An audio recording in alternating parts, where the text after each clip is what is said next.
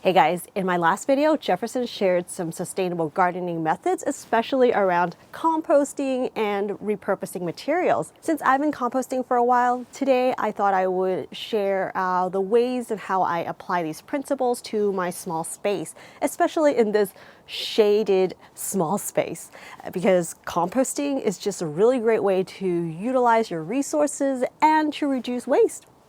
So in today's video, I'm going to show you guys the things that I do around the garden before I start to plant. For those of you who had already put your gardens to bed, you can still do this as long as the soil is workable. Even though it's not favorable to be planting right now, you can still get this done so that when spring comes along, you'll be ready to plant. So in my last video, Jefferson, the American expat, was doing in-place fresh compost around his garden. So let's talk a little bit about what fresh compost versus finished compost. Fresh compost, like its name, basically means materials that has not been broken down, hasn't decomposed, so it's like clippings and trimmings straight out of the garden or scraps from the kitchen.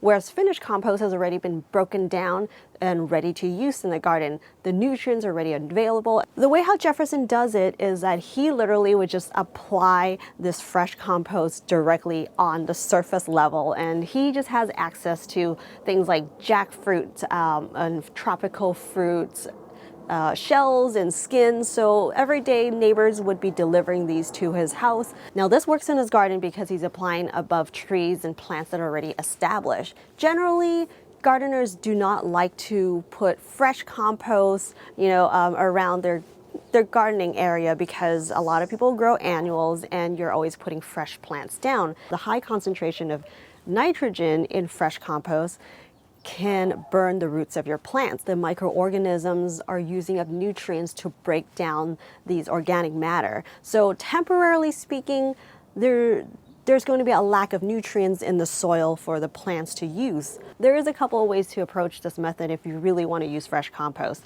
One is to dig a hole and put these kitchen scraps and fresh organic materials in the hole and bury it. And then you'll just put soil on top, roughly around 6 to 8 inches deep or thick, so that you can plant shallow rooted vegetables on top. Things like leafy greens, your salad, romaine lettuces, spinach, maybe even the more short stubby French variety of carrots, beets, radishes, leek, garlic, onions. So things like that you can do so that you can avoid those roots growing deep enough to reach into that area that's going to be decomposing over time. When I was living in a different place, I did a lot of fresh composting, digging a hole and burying it. And plants and everything, papayas, they grow amazing. It doesn't affect them. Also, I've gotten really great results growing sweet potatoes on top of this mound of fresh compost and just putting like soil on top and start to grow them. Another way I use fresh compost is to drop them into the worm tower that I made. I'll point you to that DIY if you're interested. Another way to do this is to apply it on the surface, which is what Jefferson did. And to do this, I would recommend doing it around your plants that are more established, like your established tomatoes or peppers, and trees, fruit trees, of course, blueberry, like bushes, things that have like deeper root systems so that they would extend and go beyond the area that's going to be decomposing. So that is basically what you do, is try to avoid allowing roots to get around that area that the decomposition is happening. I wouldn't put compost just on the surface because it can attract rodents, especially if you have pets at home. They might get sick if they get a hold of these composts. Also, there's just going to be fruit flies and gnats all over them. Okay, change of scene. We're now on the rooftop because my neighbors were being too loud downstairs. More about the rooftop project later though. So the way I use fresh compost is also to apply it to the worms, and this is called vermicomposting. I love this method because it doesn't take up that much space. You can do it indoor, outdoors, any time of the year. You can even set like a little space, in the garage and do it any time of the year. It's pretty simple to make, very inexpensive as well. Worm castings is basically your slow released fertilizer. It really helps to feed your plants with those NPK, nitrogen, phosphorus, potassium, and trace minerals. And of course, all the microbes. So they really help with transplant shock, allowing your plants to set roots really well, and it helps to build and improve the texture of your soil. For example, if you have too much or more like sandy soil, it helps to retain more moisture, and if you have more clay soil, it actually helps to create more of that loamy, fluffy, looser soil that would improve drainage so that there would be more oxygen for roots to grow and spread. So those are the really great things about vermicompost. Here's my 360 worm bin. You can see I got a mixture of browns and greens in here so that it stays kind of more light and fluffy. And it's a bit cold right now, so the worms are slowing down. I also haven't fed them, so they're kind of hiding around right now. But what you want to do is get it to like a pretty good moist consistency like this, where I can bunch it up like this. I don't want to bunch it too hard because there are some worms in here. But yeah, they would kind of fall apart very loosely like this. And what you want to do with compost, and this is the same rule for whether you're doing like a pile-on kind of a composting, a tumbler, or a vermicomposting system, is that there are basically your greens and your brown materials. If you have roughly a 50-50 ratio of green and brown, it's going to create this beautiful compost mix, because there's going to be too much moisture if you don't put enough browns or cardboards in there. That's why you're seeing these shredded cardboard in here. It really helps to absorb and dry it up a little bit. And coffee grounds also in here. You can see it's getting so full. I need to harvest this out. You can see how beautiful this casting is. And it's just, it doesn't have a smell. So this is all ready to go. This is finished compost, but in this case, it's worm castings. Worm poop, worm poop. Ah, I'm just kidding. But yeah, this is all full of beneficial bacteria in here. I'm going to be harvesting some of these and spread them out in the garden. Normally, I would sift this through in case I have any worms. I want to just put them back in here. But right now, they're not really active and they're actually hiding. There's so many eggs in here. See that little yellow part right there? That's the egg. This is the area I usually put like finer materials like juice pulp in here. Look how beautiful this is. But look at all that. You can harvest all of this worm castings that are so beneficial to the garden. These worms produce just by utilizing scrap materials that otherwise would go in the trash. And they produce something so beautiful like this for me for free. All right, I'm just gonna work with this much right now.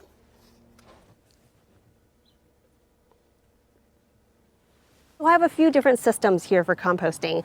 One of them used to be the tumbler, which is kind of replaces their method of using piling on fresh materials and turning it. But here I don't have that kind of space to make a pile or turn it, because usually it's going to be more effective if you pile up make like a 3 by 3 feet wide area to pile it on. Otherwise, it just doesn't have enough mass to generate heat to break down. It's just going to break down a lot slower. But I might have room for this soon. More on that later. But yeah, so that's why I turned to the tumbler system. And the tumbler was working pretty well until the plants around grew in, and it just got too shady for that area. Just doesn't generate enough heat, and I wasn't around to turn it enough. Earlier this year I was in Vietnam, so when I came back, actually there was a lot of worms that populated in the tumbler. So now my tumbler has turned into another vermicomposting system. And another one I have is the hungry bin, which is meant to be for feeding worms. I actually put the larger garden scraps in there, and maybe kitchen scraps are like bigger, even a little bit of like branches, things like that. Larger clippings would go into that bin because it's just like more spacious. And then the last one is the 360 worm factory, and this one is a more small system, but this one and the hungry bin you can both fit indoors pretty clean, and you can also make your own. It's pretty inexpensive, easy to make. What you do is you literally just take your kitchen scraps or your fresh materials and feed it to the worms. In return, the worms will gift you with this beautiful worm castings, which is basically a fancier way of saying worm poop. But I love this because you can apply this to the garden, even applying it over, on top of your garden beds. And that's one of the ways I like to prepare my space before planting, is to apply any kind of compost really. But in my case, because I have more access to worm castings, that's what I apply in the soil or on top of the soil, and then a few inches of mulch on top, and I use coco coir. You can use any kind of mulch that you want. I do have a video about mulch if you want to learn more about that. But yeah, if you're putting compost down, there are a lot of microbial activity going on there. It would help to continue to decompose more organic matter that's in the soil. So it's really a great time right now for you to, lay your compost out and mulching it. It also helps to insulate the ground, keeping it slightly warmer, that you might be able to get started planting a little earlier in spring. So this is a really great time to do these kind of garden tours or chores. Also, when you're building your soil in layers rather than tilling it, I love this method because one, it's effortless. Second is that it really helps to suppress weeds. Even in my patch in the front, I started out this year just carving out a space from the lawn. There used to be a little bit of like random weeds growing in this area, so I removed some of that grass. If you don't want to do that, you can also just lay out cardboard on top and start putting soil on top. In this area, I put down somewhere around 4 inches of compost and then a couple inches of coco coir as a mulch. It's just weeds would tend to grow more like when they're exposed to light. So when you cover them up and eventually suppressing them down, it really helps to reduce the population. So even just in this whole year, I didn't see that many weeds I had to pull out. All right, I got half a bucket full. There's a lot more to harvest, but let's put some of these in the garden. And I'm just gonna clean up a little bit of these dried leaves here and then put the compost over it. Actually, it looks like there's a little bit of powdery mildew on here, so it's your choice if you want to compost that or not. I know some people do compost them. I don't, just because I don't want to risk it. My compost, actually, the pile doesn't get hot, so it's not going to kill off any of these things. For a much larger area, you definitely want to use a rake. I just don't have one on hand right now, but it's okay. I'm not working in a large area. Here in go the worms castings.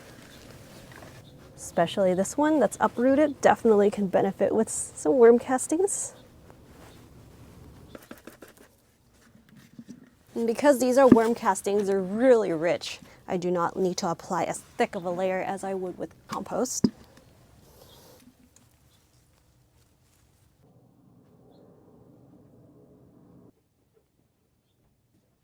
Next, I got some coco coir hydrated. I'm just gonna lay it on top as a mulch. I actually don't apply that thick of a mulch layer here because it's on the shade side of the patio. Then what I like to do, if I got plants around, I actually leave a little bit of breathing room for them. When it comes to composting, no matter where you are in the world, or unless you live in Siberia, it might be a little too cold to compost there, but otherwise, whether you're gardening indoor, outdoor, or not at all, composting is just a fantastic way to reduce waste and, utilizing your resources and to give back to Mother Earth. Plus, you can always share your compost to spread the benefits. And another thing I want to share with you guys about is I'm going to be building up this area for a little rooftop garden. Super excited about. I'm also working on an upcoming video for you of this gorgeous farm in Vietnam. You definitely don't want to miss this. Be sure to hit the subscribe button and the bell notification so you won't miss out on a future video. Let me know in the comments below what your winter gardening projects are, or if there's any struggles. I'd love to know. To dive deeper about composting, check out that video. I will see you next time. Happy New Year. Bye.